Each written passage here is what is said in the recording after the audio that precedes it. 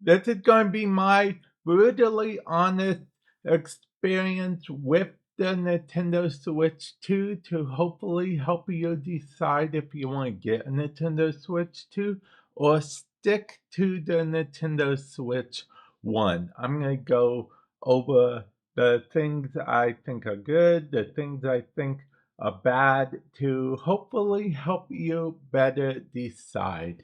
Let's start with the main reason one would buy a Nintendo Switch. Okay, and that is the games. Okay, if you want games such as Procopia or the new Donkey Kong or whatnot, you will have to get a Nintendo Switch 2 because those are exclusive. Now, we're on this page right now because we're going to talk about Nintendo Switch Online.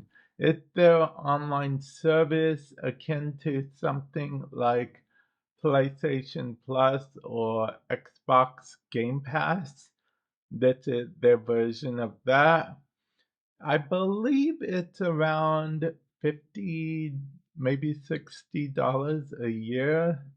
Though overall, it's not too bad for what you'll get. You'll get access to the classics. We're talking Game Boy Advance classics, Game Boy, you know, Game Boy Advance classics. We're talking the whole GameCube classics, N64 classics, all that jazz. So I honestly do think that it's pretty cool in that sense that you do get access to those, if I'm being perfectly honest.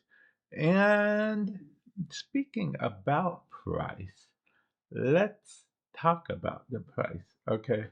So, right now, the Nintendo Switch 2 is about to get a price increase in the US as of recording this. Nintendo Switch 2 technically hasn't gotten the price increase yet, but I believe it's going to be in the next week, give or take, that the price increase is coming down, depending on when this video comes out. So if you want to pick up a Switch 2, now's probably the best time. If you want to pick up one new, now's probably a good time. If you want to pick one up used, you can buy.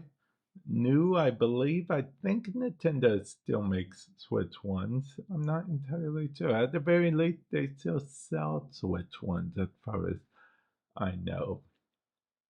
But you could probably get a used Switch one, like on eBay or something, if the Switch one is literally just all you want. You don't care about the new Pokemon Pokopia. You don't care about the new Zelda Ocarina of Time remake that's coming out later on this year. If you don't care about those particular things, I mean, maybe you can save a little money, get a Nintendo Switch 1. But if you even care a little bit about the things I mentioned, the Switch 2 is your way to go. Oh, and can I just say, I guess this is technically a feature. It's a real good feature too. The whole Joy-Con thing. They're magnetic now, so they literally just click into place, which is very satisfying, I might add. Now, there is another difference which might be a deal breaker for you. If you have a Switch 1 OLED, as of recording this, there is no OLED version of the Nintendo Switch 2. Okay.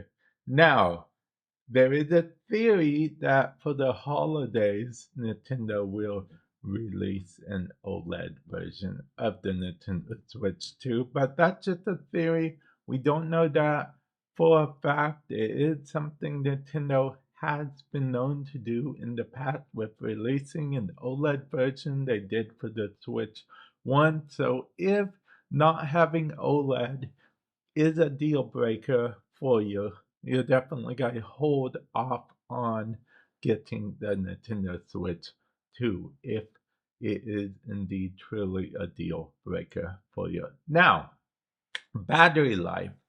I am not able to say too much about battery life because I play my Switch 2 docked more than I play it undocked.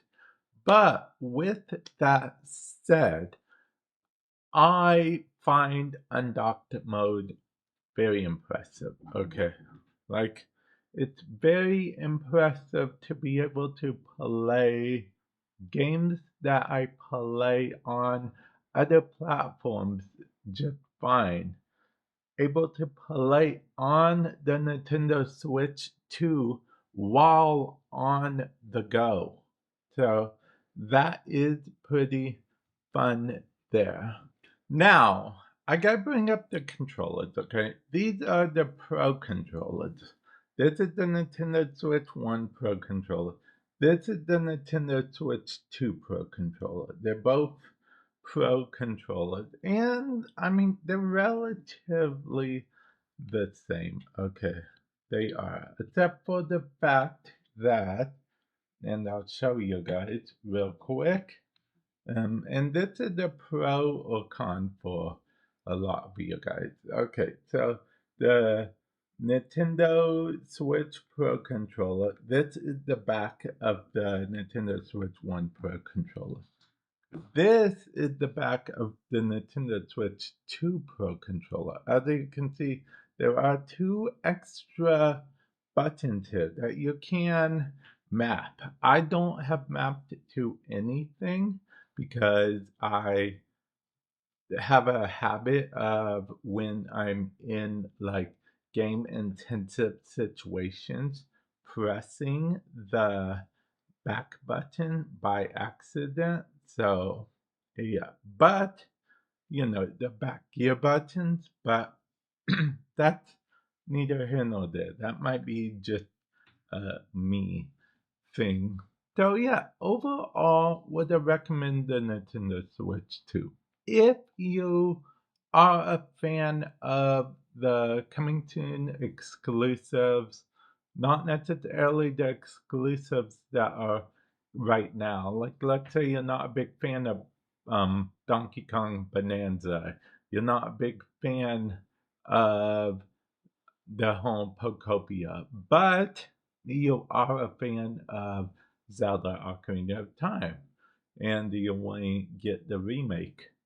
Well, the remake is going to be a Nintendo Switch 2 exclusive. So I would recommend in that case you buy a Nintendo Switch 2, especially if you don't own a 1 already. I feel like it's a lot easier to justify. But if you, however, do own a Nintendo Switch 1, I do know that it's a little bit harder to justify buying a Nintendo Switch 2. But like I said, if you're going to be interested in any of the feature games I mentioned, you'll have to get a Switch 2, upgrade to a Switch 2. But with that said, the Nintendo Switch 1, if you're just interested in Nintendo Switch Online, most Nintendo Switch Line games should have no problem running on the Switch 1 natively. I should also point out that the Switch 2 has a higher frame rate, potential frame rate and resolution that it can get by default. So if that's also something that is a big deal to you, keep that in mind. But yeah, hopefully this has helped you decide if you yourself want to get a Nintendo Switch 2.